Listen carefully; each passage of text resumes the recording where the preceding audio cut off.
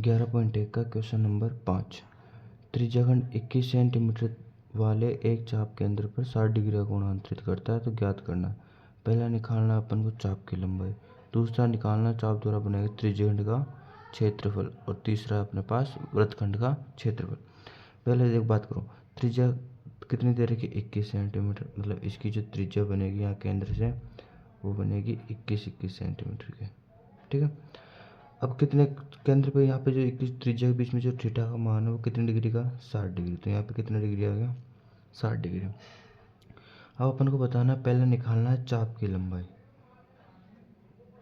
चाप की लंबाई, चाप की लंबाई का फॉर्मूला क्या होता है, मतलब लघु वृत्तखंड त्रिज्याखंड है इसका चाप की लंबाई, मतलब यहाँ से लेके ये वाली दूरी अपन को इसमें निकालनी है, जिसमें नाम दे दिया ए और बी। ये दूरी या ये लंबाई अपन को निकालनी है। तो इसका फॉर्मूला क्या होता है, थीटा बटा 360 2 पाई आर।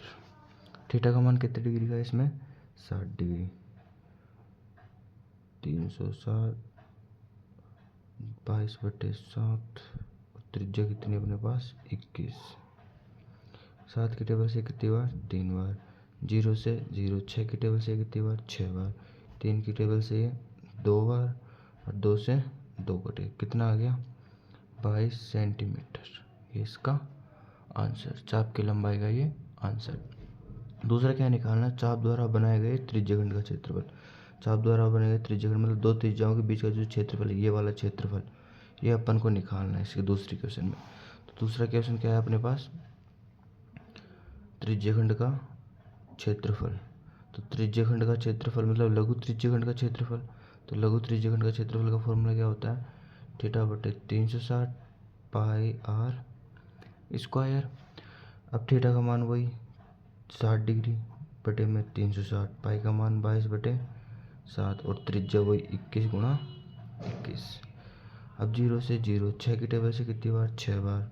7 की टेबल से 21 कितनी बार, 3 बार। और 3 से कितनी बार, 2 बार। और 2 की टेबल से 22 कितनी बार, 11 बार।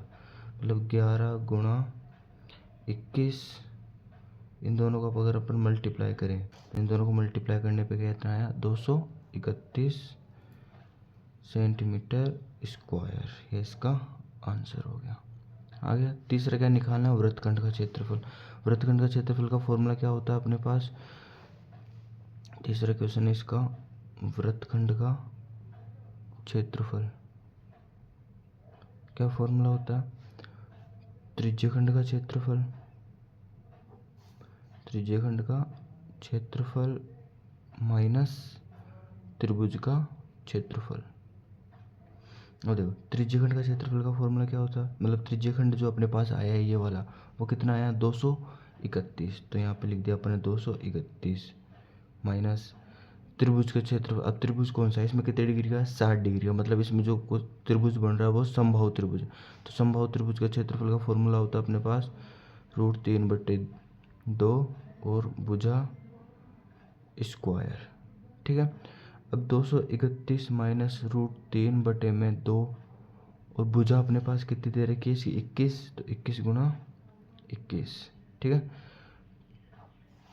अब 231 माइनस, अब 21 को 21 से गुणा किया तो अपने पास आएगा 441 और साथ में क्या है इसका मल्टीप्लाई में √3 और बटे में 2। ये इसका आंसर सेंटीमीटर स्क्वायर।